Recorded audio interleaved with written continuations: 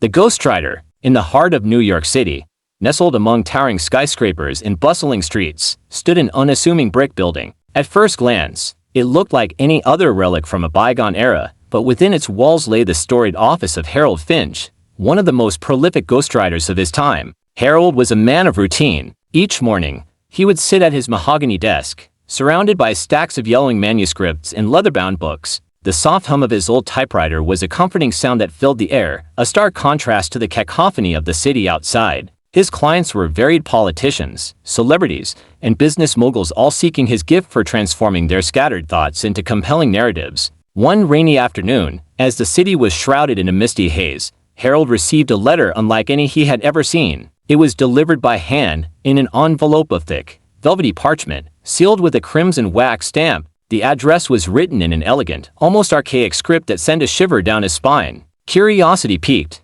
Harold opened the letter. Inside was a single sheet of paper with a message written in the same flowing hand. Mr. Finch, I require your services for a matter of utmost importance. Please meet me at the old Blackwood Manor at midnight. I assure you, the nature of this project is unlike anything you have ever encountered. Sincerely, E.A. Blackwood. Blackwood Manor was a name steeped in legend and mystery. Situated on the outskirts of the city, it had once been the grand estate of the Blackwood family, known for their immense wealth and tragic history. Over the years, the mansion had fallen into disrepair, and rumors of hauntings and strange occurrences had turned it into a place of dread. Despite his reservations, Harold's curiosity got the better of him. At precisely midnight, he arrived at the wrought iron gates of Blackwood Manor. The gates creaked open of their own accord, and Harold walked the overgrown path to the grand entrance. The manor loomed above him, its windows dark and foreboding. As he approached a massive oak door, it slowly opened, revealing a dimly lit foyer. The air was heavy with the scent of age and decay.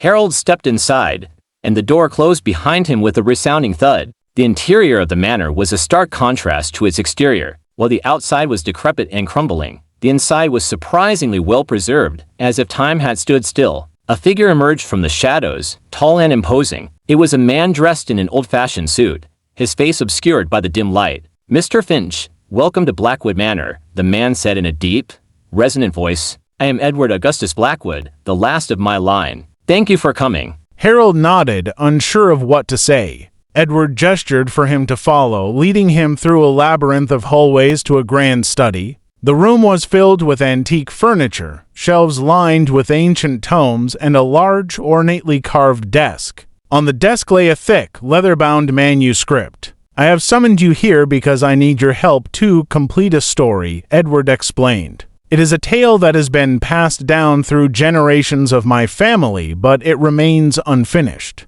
I believe you are the only one who can bring it to its conclusion. Harold glanced at the manuscript, feeling an odd sense of familiarity. Why me? He asked. Edward's eyes seemed to pierce through him. Because, Mr. Finch, you have a gift. You can channel the voices of the past, and this story requires such a touch. It is not just a tale of fiction, it is a chronicle of my family's history, and the spirits of my ancestors will guide you. Despite the eerie nature of the request, Harold felt compelled to accept. He sat at the desk, placed his fingers on the typewriter, and began to read the manuscript. The words flowed seamlessly, as if he had written them himself. The story told of the Blackwood family's rise to power, their dark secrets, and the curse that plagued them. As Harold typed, he felt a strange presence in the room. Whispers echoed in his ears, and shadows danced at the edge of his vision. The air grew colder, and the typewriter keys seemed to move on their own. He realized that he was not alone. The spirits of the Blackwood ancestors were indeed guiding him. Days turned into weeks as Harold immersed himself in the tale.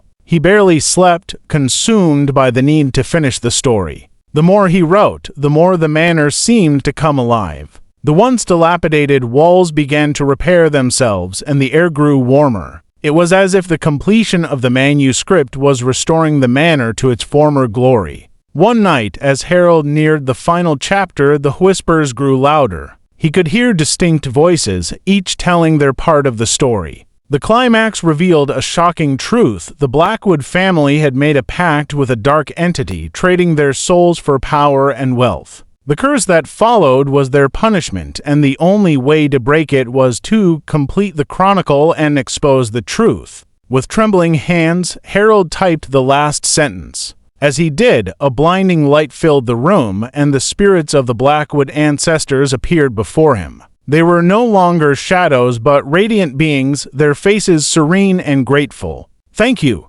Harold," Edward said, his voice filled with emotion. "You have freed us from the curse. The truth is finally known, and our souls can rest." The spirits slowly faded, and the light dimmed.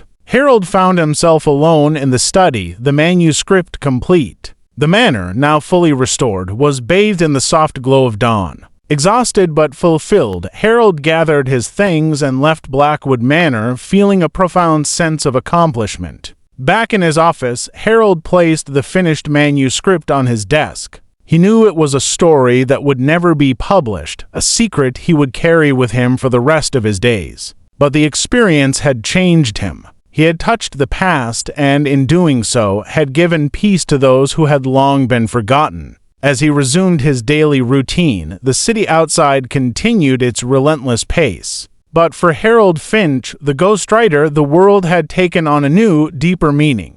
He had become a part of a story that transcended time, and the echoes of the past would forever guide his hand.